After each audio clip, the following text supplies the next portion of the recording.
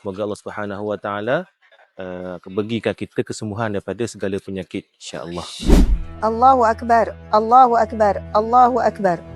Apa yang tuan-puan lihat adalah satu makam yang nampak ada banyak sangat kubur, kan? Tetapi di sana ada seorang sahabat Nabi yang bernama Ubaidillah bin Al-Haris. Ubaidillah Al-Haris, yang mana sahabat Nabi radhiyallahu anhu yang dimakamkan di sini. InsyaAllah, kami ni melalui jalan yang susah sebenarnya. Tengok, kesukaran. Kami bukan lalu highway. Kalau lalu highway nak ke Badar, kita tak akan jumpa makam ni. Jadi Ustaz, cerita sikit siapakah Ubaidillah radhiyallahu anhu? Bismillahirrahmanirrahim. Ni Ubaidillah bin Al-Harith ni ialah salah seorang sahabat Nabi sallallahu alaihi wasallam, dan sahabat ini adalah sahabat yang turut serta dalam peperangan Badar Al-Kubra. Jadi ketika mana peperangan Badar berlaku, ada satu ketika di mana sebelum berlakunya peperangan besar-besaran akan ada kata peristiwa satu lawan satu. Kalau dalam bahasa Arab sebut Al-Mubarazah. Oh. Okey. Jadi Ubaidillah bin Al-Harith ni ialah pahlawan Islam yang peperangan yang pertembungan yang pertama, Al-Mubarazah Al-Ula. Okay, dia ada 3. Jadi Ubaidillah bin Al-Harith ketika mana berlawan dengan salah seorang wakil daripada tentera musyrikin, dia cedera. Dia cedera parah. Maksudnya sebelum sampai Badar ada dah perang-perang kecil? Bukan. Ketika perang Badar, ya. Okey.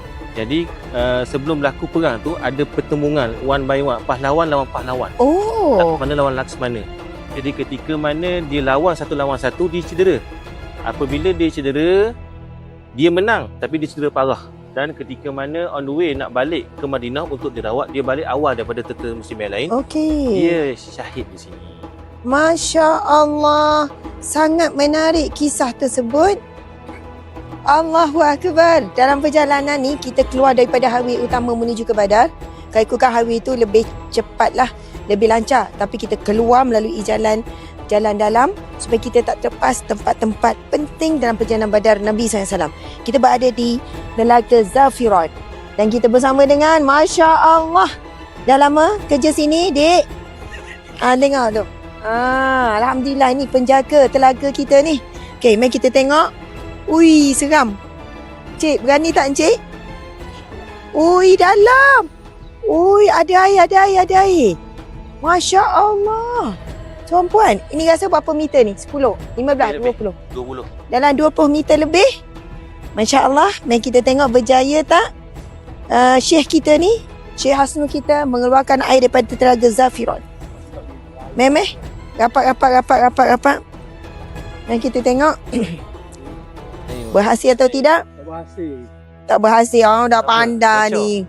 Dah masuk lagi? Tak dapat. Kita kena bagi Alim Madinah yang kena kita tengok. Okey, sementara tu Ustaz cerita sedikit apa yang berkaitan dengan Telaga Zafiran. Bismillahirrahmanirrahim. Alhamdulillah sampai kita di Telaga Zafiran. Okay, Telaga Zafiran ni berada di lembah ni. Okay, kita tengok daripada depan sana sampailah ke ujung sana. Ini sebuah lembah. Nama dia Lembah Zafiran, Wadi Zafiran. Jadi diberi nama dengan Telaga Zafiran bersempena nama lembah ini. Okey, kita tengok ada 2 buah bukit. Inilah dia laluan Nabi SAW, para sahabat pergi dan balik. Jadi ketika mana Nabi on the way nak pergi ke Badar, Nabi singgah di 2 tempat sebelum sampai di sini. Okey, lepas daripada Masjid Rawhat tadi, nama tempat yang pertama Khiful Hizami. Okey, yang kedua As-Safra ataupun Al-Hamra. Jadi inilah dia tempat yang seterusnya Nabi singgah sebelum Nabi bergerak pergi ke Badar, iaitu Zafiran. Jadi insya-Allah air dah dapat. Masa tu air tu dah ada, perigi dah ada. Telaga ni dah ada.